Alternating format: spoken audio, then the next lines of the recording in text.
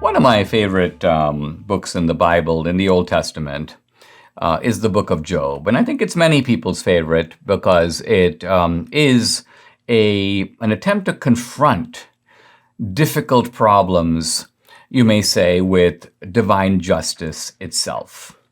And so here you have not some atheist condemning God from the outside and faulting the Bible. Here you have the Bible itself questioning why God is the way he is. And this is an issue that all of us face.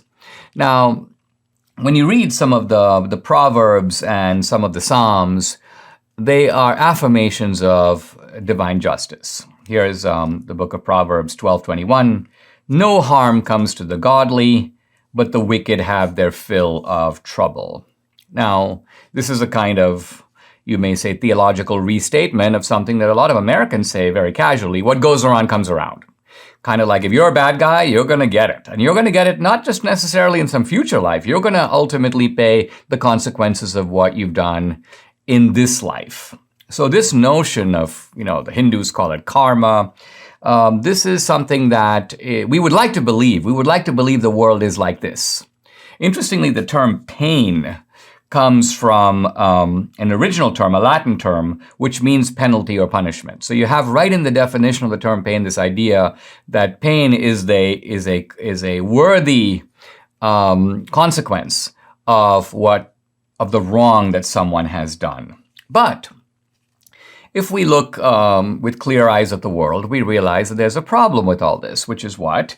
Well, it's simply the fact that if you look at the distribution of pain and suffering, if you look at the distribution of hardship in the world, it doesn't correspond with the moral character of who the pain and hardship falls on. In fact, pain and hardship appear to be distributed unrelated to whether you're a good guy or a bad guy. Think of a cholera-stricken kid in Bangladesh. Think about earthquakes and tsunamis which make absolutely no distinction between the good and the bad. They just swallow and run over everybody in their wake. And so you have the problem that a rabbi named Harold Kushner, in a book of a few decades ago now, his book was essentially, Why Do Bad Things Happen to Good People? And that remains, I think, a very relevant and for some of us kind of a personal question. Now, one Christian answer to that is, the reason bad things happen to good people is, they don't. They don't happen to good people. Why not? Because there are no good people. Everybody's bad. We represent what Kant called the crooked timber of humanity. We all have original sin. So none of us are sort of entitled to a life of blessings because we have this kind of twisted human nature. Now, this may be true, but it doesn't quite solve the problem because obviously there are various degrees of good and evil. Some people are far worse than others. There's a long distance between a relatively innocent child and, let's say, a child molester. And so wouldn't you want a world in which the sufferings of the world fall on the people who are the worst people, and that the blessings of the world, such as they are, fall upon the people who are good? And yet the world isn't really that way. Even if you look at ordinary people who are not spectacularly good or spectacularly bad, and you look at the distribution of hardship that falls on them, it's very uneven. Someone unexpectedly gets a horrific case of cancer, and why her? Why not you? Why not someone else? So this is the problem that the book of Job seeks to confront, and I'm only going to sort of introduce it a little bit today, pick it up in a little more depth tomorrow. So here is Job, and he is, by all accounts, a righteous man. And yet, he is subjected to horrific suffering. Now, the suffering kind of moves in stages where he at first begins to kind of lose his possessions. He begins to lose his camels and his donkeys, and he begins to lose his wealth because he had considerable wealth. But then the suffering begins to intensify because he now begins to start losing family members. His children start dying one after the other, and he's left bereft of this large family that he had before. And if that weren't bad enough, then he begins to get physical diseases, ailments, sores that make him feel the pain, the intense pain, on a constant, uninterrupted basis. So here is Job.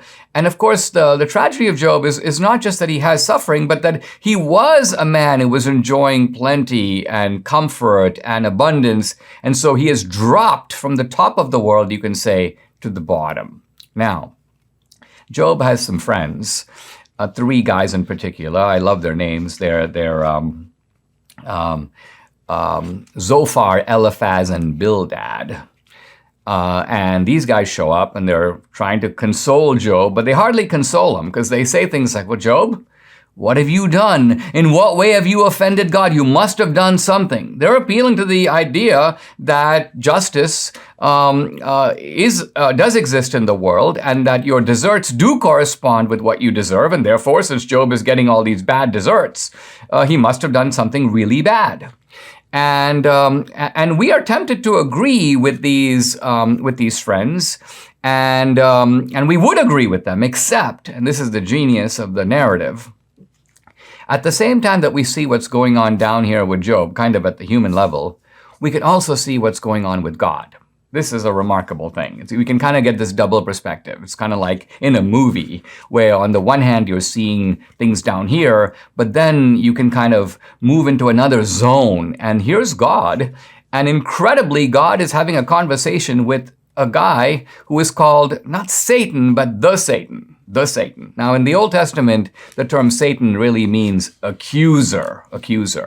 And so what's going on is a kind of argument between the Satan and God. And Satan is basically saying to God, God is sort of boasting a little bit about, look at my servant Job and how pious he is. And the Satan is going, oh yeah, really? He's pious? Ha ha ha ha. He's not really pious. God, you've given him all these blessings, but let me take these blessings away and then let's see how pious he is.